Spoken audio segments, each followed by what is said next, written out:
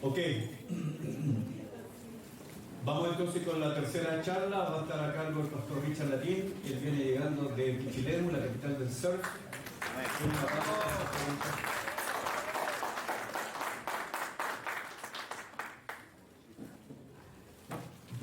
Bien, que el Señor les bendiga, hermanos.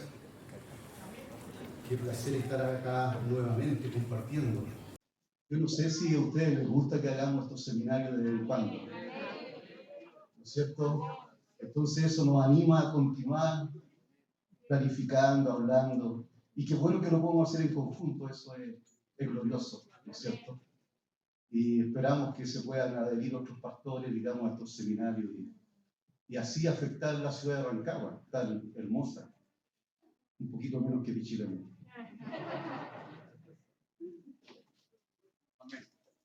Esa palabra que está en Romanos capítulo 8, verso 34, ¿quién es el que condenará? Cristo es el que murió, más aún el que también resucitó, el que además está a la diestra de Dios, el que también intercede por nosotros. ¿Quién? ¿Quién condenará? A mí me tocó el tema de la ascensión de Cristo, o Cristo a la diestra de Dios Padre. Y cuando Jesús ya estaba enviando a sus discípulos a predicar, Marcos lo deja registrado en el capítulo 16, versos 19 y 20, en una forma tan clara. Este evangelio según San Marcos es tremendo, ¿no es cierto? Es un evangelio para nosotros, los gentiles, para aquellos que no son judíos, ¿no es cierto? Pero también cómo Marcos pudo retratar todo, la obra, la enseñanza y al final de Cristo tan claramente. Pero no termina simplemente con la muerte, sino que continúa con la resurrección y continúa con la ascensión del Señor.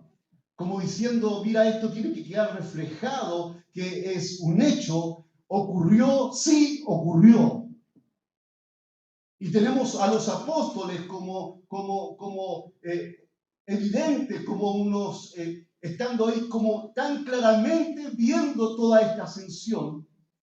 Y seguramente Pedro, que era muy cercano a Juan Marcos, le contó todo como había sido hecho.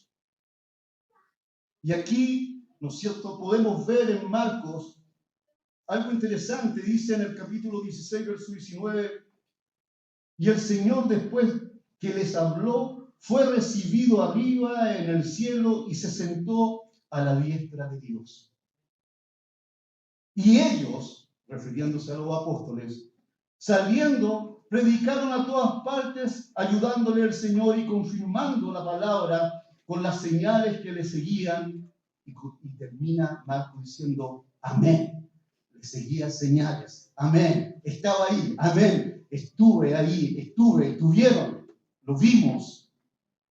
Entonces, después de la resurrección, ocurren hechos importantes. Es decir, un hecho tan importante después de la resurrección es que Cristo aparece nuevamente en escena, conversando con los apóstoles, apareciéndoseles de repente por cualquier lado, ¿no es cierto? Como diciendo, yo soy ese egoísmo, yo soy Dios. Yo soy Dios. Yo soy la resurrección y la vida. Yo soy el que soy. Como diciendo, miren, esto es algo que ustedes tienen que tener muy claro y es lo que yo creo que el Señor nos está diciendo hoy en día a nosotros. Tengamos claro nuestra fe, en quién hemos creído. No estamos creyendo meramente en religión, estamos creyendo en el Rey de Reyes, Señor de Señores, que está sentado a la diestra de Dios Padre, intercediendo por nosotros. Entonces es un hecho, es algo potente. Pero es algo triste también. ¿Por qué triste? Porque la iglesia moderna suele pasar por alto la importancia de la ascensión. Hermanos queridos, nosotros podemos celebrar la Navidad diciendo, mira, el nacimiento de Cristo, ¿no es cierto? Y nos damos regalos, bien. Podemos celebrar Semana Santa, ¿no es cierto? Viernes, muerte de Cristo, domingo, resurrección. Pero nosotros hemos fallado. La mayoría de las iglesias, sin embargo, apenas hacen alguna mención de la ascensión. Sin embargo, la ascensión es un acontecimiento de profunda importancia para la redención. Imagínate esto, si el Señor no hubiese ascendido, habría quedado algo incompleto. Porque Él se hizo carne, Él descendió hacia nosotros, se hizo uno como nosotros y obviamente tenía que regresar al Padre para decirnos, ¿sabes qué? En una forma elocuente, yo soy Dios que me hice hombre para traer la redención a este mundo. Entonces la ascensión señala el momento cumbre de la exaltación de Cristo antes de la segunda venida. Recordemos lo que pasó. Estaban ahí los apóstoles mirando cómo el Señor se iba y de repente habían dos hombres con vestiduras blancas y le dicen, ¿pero por qué están mirando al cielo? Así como se está yendo, gloria al Señor, va a regresar. Y viene por su iglesia, y viene por su pueblo. Y esto no es meramente algo como una caricatura, no es una metáfora, es una realidad. El Señor viene por su pueblo, porque así lo dice su escritura, que es inerrante, que es toda verdad, de principio a fin. Jesús describió su partida de esta tierra como diciéndole a los apóstoles, esto es mejor para ustedes que yo me vaya. Ustedes a lo mejor no lo pueden entender, pero esto es mejor.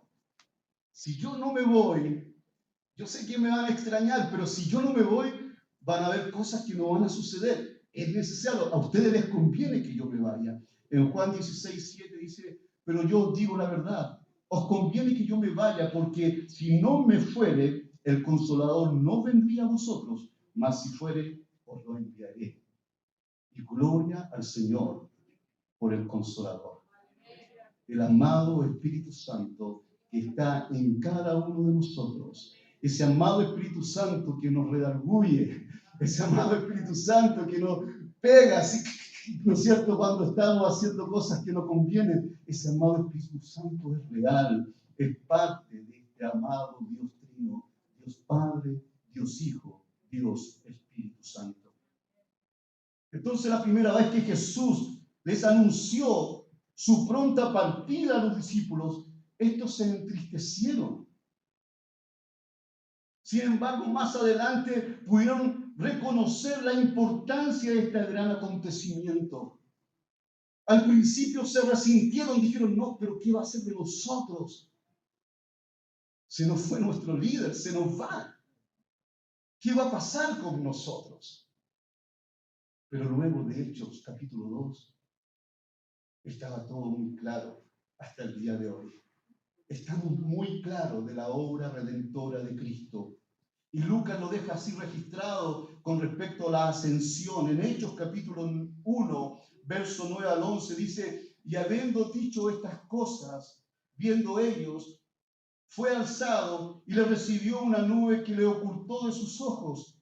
Y estando ellos con los ojos puestos en el cielo, entre tanto que él se iba, he aquí, se pusieron junto a ellos dos varones con vestiduras blancas, los cuales también le dijeron, varones galileos, ¿por qué miráis? ¿Estáis mirando al cielo? Este mismo Jesús, que ha sido tomado de vosotros al cielo, así vendrá como lo habéis visto ir al cielo. Qué glorioso, hermanos, qué glorioso es lo que Lucas nos deja reflejado, como diciendo, esto es lo que pasa. Ahora Lucas tenía una mente científica, era un hombre capaz de poder investigar profundamente los hechos acontecidos. No era simplemente, voy a escribir esto por si haga, mira que suena bonito. No, él se preocupó, indagó, fue un recopilador de información. Yo recuerdo cuando era pequeño, teníamos un Fiat 600. Bueno, hay muchas generaciones que no entienden de Fiat 600. Estoy viejo. Se me cayó el carnet. Pero mi papá tenía un Fiat 600. Y ahí aprendí a manejar en ese Fiat 600 a los 11 años. Pero mi mamá era recopiladora. Era una folclorista connotada en Graneros. Y ella era una recopiladora. Y nos subía al auto y nos íbamos por los pueblos y era loco porque ella echaba la guitarra, nos echaba a nosotros la guitarra y iba y se paraba con alguna información, algunos datos, ¿no es cierto? Se iba y llegaba a una casa así en pleno campo. Y había una señora ahí que tocaba guitarra traspuesta. Son como guitarras desafinadas, sí, pero que tienen tonalidad.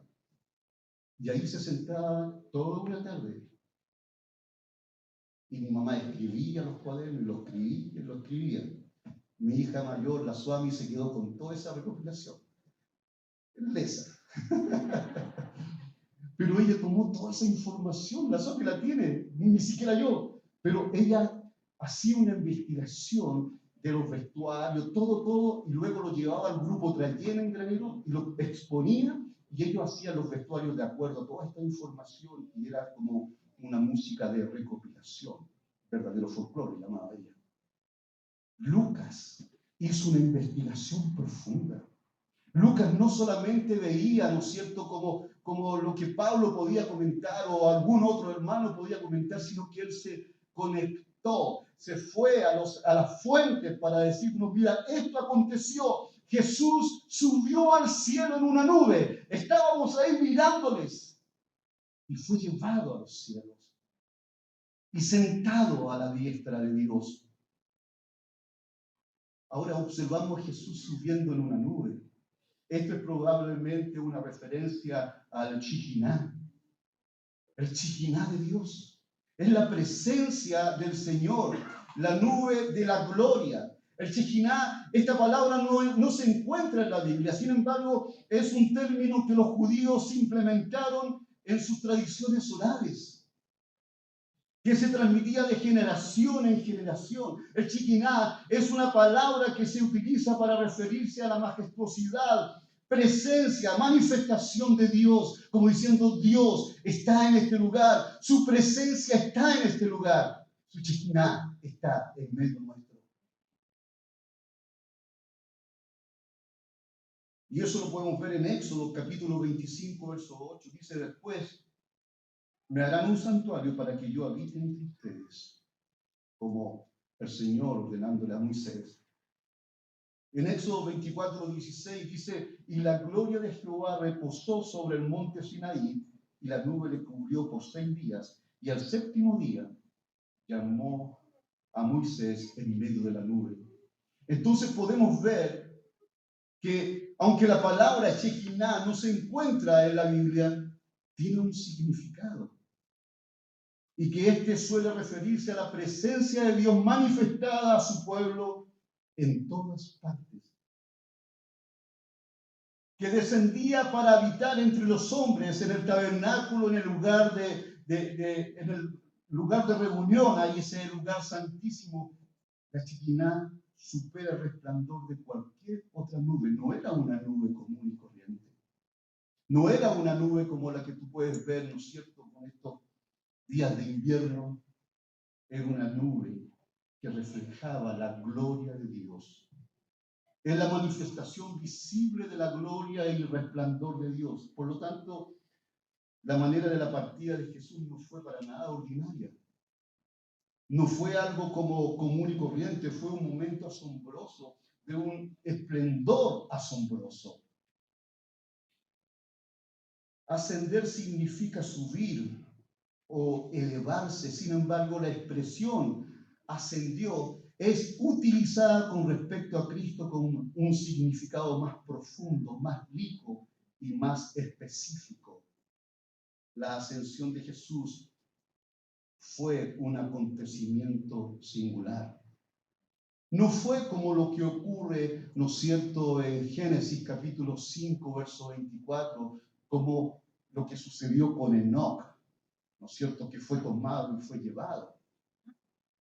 Y aquí quiero hacer un paréntesis, porque en el capítulo 5 de Génesis, ¿no es cierto?, comienza Moisés a hablar sobre una genealogía muy fuerte y llega al versículo 24 y de repente se para un momento ahí como que reflexiona y dice, y Enoc caminó con Dios.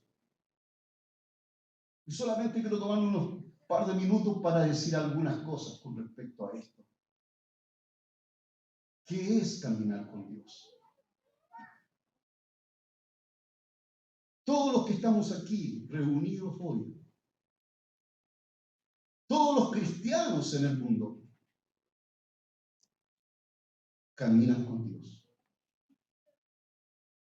Pero caminar con Dios es mucho más que una presencia eclesiástica. Caminar con Dios es hacer absolutamente su voluntad, es vivir para Él. Es que nosotros podamos desarrollarnos en esta vida, no para nosotros, sino que para su gloria. Caminar con Dios, queridos hermanos, es despojarnos de nuestro egocentrismo y dejar que Cristo crezca y que nosotros menguemos cada día más y más. Caminar con Dios, amados hermanos, es despojarnos. Es como que nuestra vida no tiene valor. Despojar es basura. Cuando tú te despojas de las cosas de las cosas de tu hogar que no te sirven, tú las tiras ¿a dónde? Al tacho, al tarro de la basura, y se va y se fue y listo y se fue. Caminar con Dios, queridos hermanos, es experimentar realmente esta gracia potente que el Señor nos ha dejado. Es poder disfrutar de estos medios de gracia que Dios nos ha dado, que tiene que ver con la oración, con la escritura, con la comunión. Caminar con Dios, hermanos, es que ya nosotros no tengamos ningún tipo de pretextos frente al Señor. No, es que está muy helado, es que está lloviendo muy fuerte, es que chuta, hermano, y estamos llenos de pretextos para no hacer lo que realmente el Señor nos está mandando a hacer. Caminar con Dios es dar testimonio de Cristo a aquellos que no le conocen. A veces nosotros venimos de un contexto, ¿no es cierto?, como más, hermanos, ustedes saben, nos conocemos, ¿no es cierto? Pero hay algo que nosotros como reformadores no podemos, como iglesia reformada, no podemos dejar. Sí, tenemos que tomar esta teología gloriosa, sí, tenemos que tomar estos principios nosotros, pero no se nos puede ir el pentecostalismo de nuestras vidas, por hermano. Tenemos que comenzar a predicar el Santo Evangelio, no avergonzarnos, sino que no podemos decir, ya, ok, mira, yo ahora soy reformado, hermano. No, tenemos que hacerlo, tenemos que predicar a Cristo. Tenemos que darlo a conocer, y eso es caminar con Dios. Los apóstoles tenían esto muy claro, la iglesia inicial esto lo tenía muy claro en sus corazones. Ellos eran personas de una profunda reforma. Escritura, nada más que escritura y solo escritura. Pero habían cosas que ellos nunca dejaron de hacer. Y es este imperativo, por tanto, ir y hacer discípulos. Lo que está diciendo el Señor es como ir, es como vayan, como empujando, vayan. Ese es el imperativo, vayan. Y nosotros podemos resistirnos, no, pero vayan. Porque para esto te he escogido, para dar a conocer las buenas nuevas. Y eso es lo que pasó, ¿no es cierto?, en Génesis con Enoc. Caminó con Dios. Tuvo una película clara de quién era Dios. Bien, cierro el paréntesis. También podemos ver a Elías en Segunda de Reyes, capítulo 2, versos 11 al 14. Entonces la ascensión de Jesús se refiere al hecho de la idea de Jesús a un lugar, de la idea de Jesús a un lugar especial con un propósito especial. Jesús va al Padre, pero no solamente va al Padre, sino que Él va a la diestra del Padre. Y ese era el lugar de honor. Los reyes de esos tiempos tenían un lugar de honor para un invitado especial a su diestra. Y cuando llegaba ese hombre y lo ponían a la diestra, era como tremendo honor. ¡Qué honor más grande de estar sentado a la diestra del rey! Cristo llegando al cielo. Me imagino esa escena,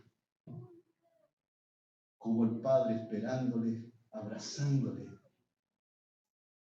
diciendo: hijo, te extrañé, siéntate, este es tu lugar. De aquí juntos vamos a comenzar a juzgar a este mundo y vamos a poder interceder juntos por aquellos escogidos tuyos que diariamente son acusados por el diablo. Queridos hermanos, la ascensión de Cristo, Él llega a este punto de su vida como una autoridad cósmica. Y ahí ustedes pueden decir: pastor, se está yendo la hora. Se está yendo demasiado. Se fue a una autoridad cósmica. Se sentó ahí a la diestra de Dios. Asciende a la sede de la autoridad cósmica, donde está su Padre.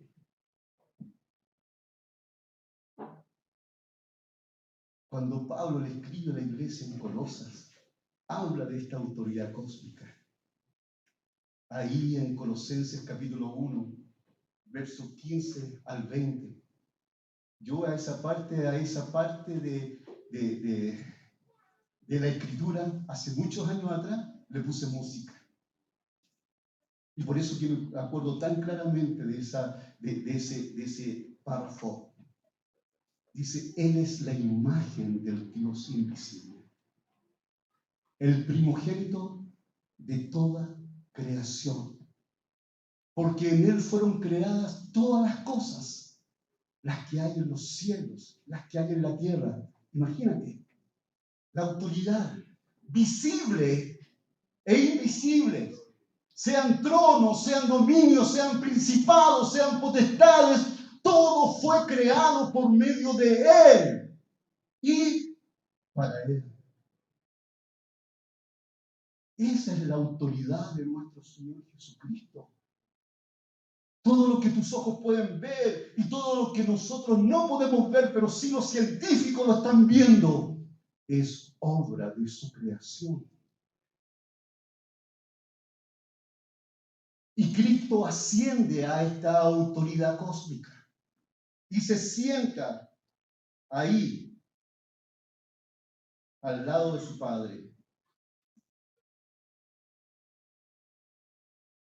Jesús se dirige al cielo para su coronación, su confirmación, como dice la Escritura: Rey de reyes, Señor de señores. Jesús también ascendió para entrar en el lugar santísimo celestial, para continuar la obra como sumo sacerdote, como dice el libro de Hebreos, en el capítulo 4, verso 14 al 7, 28. Todo ese párrafo, el autor de Hebreos lo deja para hablar sobre, ¿no es cierto?, Cristo como sumo sacerdote. Entonces, queridos hermanos, en el cielo Jesús reina como Rey e intercede por nosotros como sumo sacerdote. De esa posición de autoridad, Él derramó su espíritu sobre la iglesia. Hechos capítulo 2, del 1 al 47. Queridos hermanos, el Espíritu Santo es tan clave en este tiempo para nosotros. Yo sé que cada uno de nosotros ha visto como manifestaciones extrañas que no son del Espíritu. Ha visto situaciones, ¿no es cierto?, como fuerte, que ha sido casi chocante, que no es del Espíritu, porque el Espíritu es ordenado. El Espíritu revela la palabra a nuestros corazones. El Espíritu nos exhorta cuando nosotros estamos cometiendo cosas indebidas. Es la amonestación del Espíritu que nos lleva a la santificación. Es la amonestación del Espíritu que nos lleva a un constante arrepentimiento.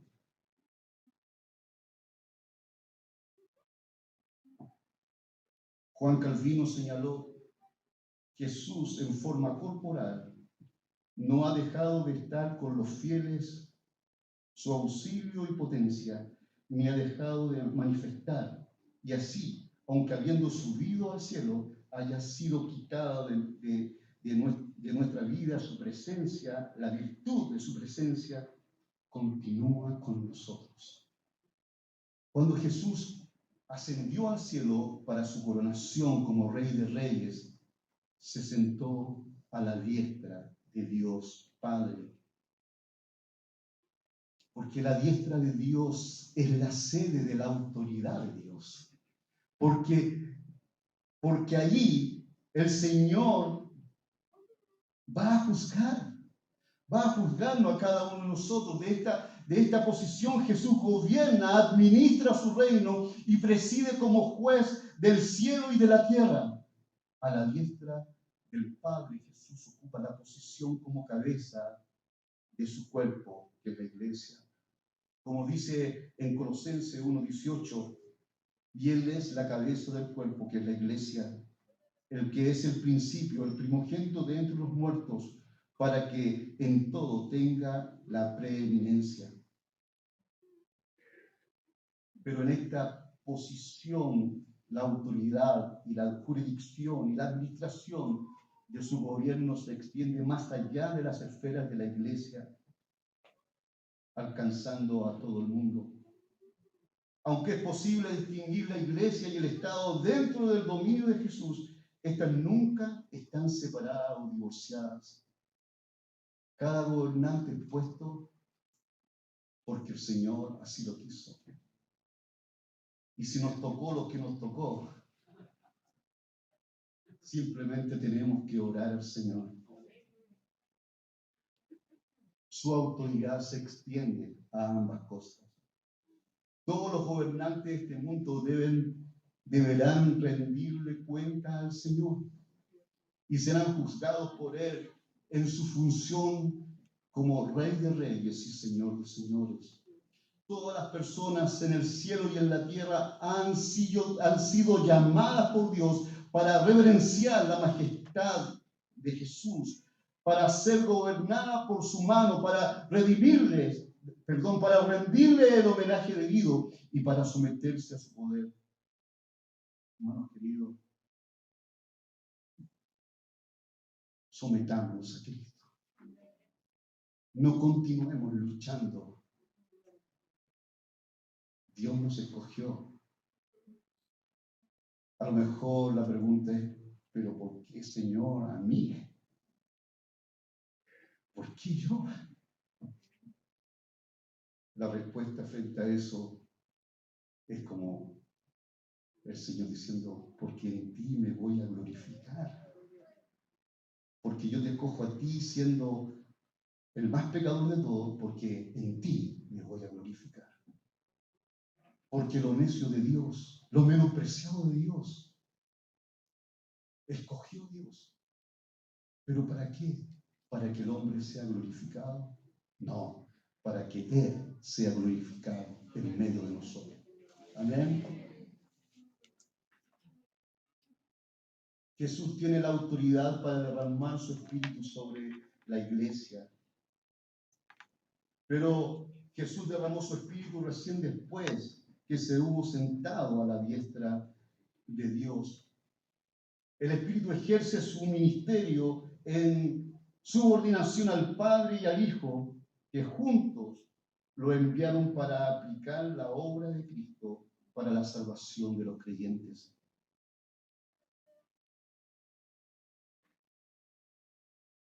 Mientras está sentado a la diestra de Dios, Jesús ejerce un papel de rey, un papel de Señor.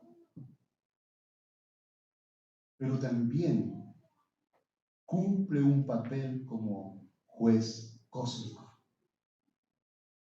Cumple ese papel, como diciendo, mira, todas las cosas en mí subsisten. Nada de lo que ha sido hecho fue hecho. Todas las cosas en Él subsisten, querido hermano. Es por eso que nuestro pensamiento, nuestra mente es demasiado finita para entender este Dios tan infinito. Estamos recién entendiendo este pequeño grano de arena de lo que es Dios. Y es cuestión de solamente ver la revelación natural para darnos cuenta de la grandeza de Dios. Qué linda se ve la montaña. Qué linda se ve la cordillera. Qué lindo disfrutar de lo que el Señor nos está dando en este tiempo de invierno. Y por favor, no se levanten pesimistas. Oh, está lloviendo otra vez, que hace frío. No, gócense. Señor, gracias por esto. Gracias por la vida, gracias por el agua. Qué bendición más grande de venir viajando y ver los ríos llenos, así como el caudal. Uno dice, gloria al Señor, qué lindo. Con mi esposa decimos, oye, de hace tiempo que no veíamos esto. Lindo. Cristo es juez sobre todas las naciones y sobre todos los pueblos, sobre todas las lenguas, sobre todos los grupos étnicos, sobre todo el mundo. Cristo es juez. Aunque es nuestro juez, el Padre también le ha nombrado nuestro abogado, y esto es algo glorioso.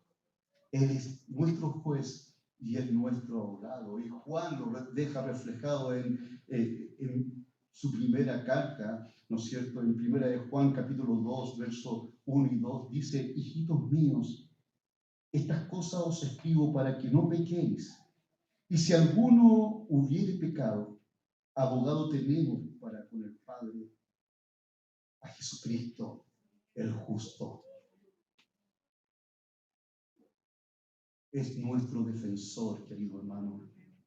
En el juicio final, nuestro defensor de oficio será el mismo juez que presida. Por eso, y con esto ya estoy concluyendo, podemos atisbar la intercesión de Jesús por sus santos cuando ahí estaba siendo lapidado Esteban. Estoy hablando de Hechos capítulo 7. Y este joven, siendo apedreado por la fe en Cristo, siendo el primer mártir de la fe en Cristo, este hombre arrodillado, recibiendo piedra tras piedra, en Hechos 7, 55 y 56, dice, pero Esteban, lleno del Espíritu Santo, puesto los ojos en el cielo, vio la gloria de Dios y a Jesús que estaba a la diestra de Dios y dijo, he aquí, veo los cielos abiertos y al Hijo del Hombre que está a la diestra de Dios. Queridos hermanos, el Señor está preparando morada para nosotros. Y tenemos que vivir como viviendo en la eternidad. Tenemos que vivir entregados completamente al Señor. ¿Qué vamos a hacer? ¿Qué vamos a hacer? ¿Cómo estábamos sin Cristo? ¿Cómo estamos ahora en Cristo? ¿Qué vamos a hacer? ¿Vamos a continuar luchando como diciendo, no, así como soy cristiano, así como el que tongó y los vilos? No, ¿qué vamos a hacer frente al Señor? Hermano, arrepintámonos de no vivir una vida de acuerdo a las Escrituras. Arrepintámonos porque hemos dejado de hacer el llamado que el Señor ha puesto sobre cada uno de los que estamos aquí. Arrepintámonos y miremos a Cristo sentado a la diestra de Dios. Resumen. Número 1, la ascensión no recibe mucha atención en la iglesia hoy en día. Número 2, la ascensión representa un punto crítico en la exaltación de Cristo en la historia de la redención. Número 3, Cristo partió en una nube de gloria.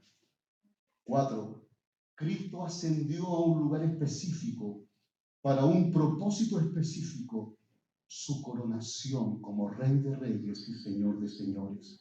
5, en su ascensión, Cristo entró a desempeñar su papel como nuestro sumo sacerdote celestial y se sentó a la diestra de Dios, la sede de la autoridad cósmica. Número 6, desde esa posición a la diestra de Dios, Jesús autorizó el derramamiento del Espíritu Santo en Pentecostés. Número 7, en su posición de autoridad, Jesús es el juez sobre todo. Y número 8, Jesús también es el abogado o defensor de su pueblo. Podemos ponernos en pie, hermanos.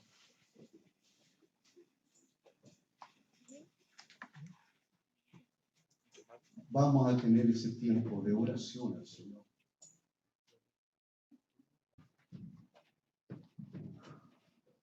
Ahí donde estás, ora al Señor. Señor, te adoramos, glorificamos tu nombre, porque tú eres Dios mismo quien se hizo hombre. Y estando en la condición de hombre, se humilló hasta lo sumo. A lo sumo vino y ellos lo recibieron. Señor, en esta tarde simplemente nos ponemos ante ti, Dios mío, para pedir perdón y arrepentirnos de no poder entender tu soberanía sobre nuestras vidas, Señor. De no poder entender muchas veces la autoridad que tú tienes, Señor. Señor, saca de nosotros todo el humanismo que este mundo, Señor amado, nos ha contagiado. Señor, saca todo aquello, Señor amado, que nos hace pensar que como hombres somos el centro de todas las cosas. Señor, tú eres el centro. Tú estás a la diestra de Dios. Señor, tú estás siendo ahí nuestro abogado, defensor y juez. Tú estás, Señor amado, ahí en tu señorío, Señor, mirando, Señor amado, guiándonos constantemente, Señor. Señor, pero también queremos vivir una vida digna como dignos escogidos tuyos, Señor. No queremos vivir una vida para nosotros. Señor, queremos llegar a ese punto que llegó Pablo en algún momento cuando dijo, ya no vivo yo, sino que Cristo vive en mí. Señor amado, perdona nuestros pecados. Señor, perdónanos, Señor amado, si hemos dejado de hacer lo que tenemos que hacer. Señor, tú nos estás demandando realmente que vayamos a ser discípulos. Como iglesia reformada no queremos quedarnos simplemente, Señor, con tanta teología que ha sido bueno y te damos gracias por eso. Pero, Señor, queremos tomar y retomar todo lo que tiene que ver con anunciar el santo evangelio a los quebrantados, a los oprimidos, a aquellos que están, Señor, marginados. Señor, danos, Señor, ese corazón ferviente por ti, Señor. que tu Espíritu Santo sople sobre nuestro corazón, sobre esas brasas que a lo mejor son pálidos, humeantes. Señor, que tu Espíritu sople sobre nuestro corazón para que avive el fuego de tu Espíritu en nuestro corazón. Amén. Te lo pedimos en el nombre de Jesús, Señor. Amén.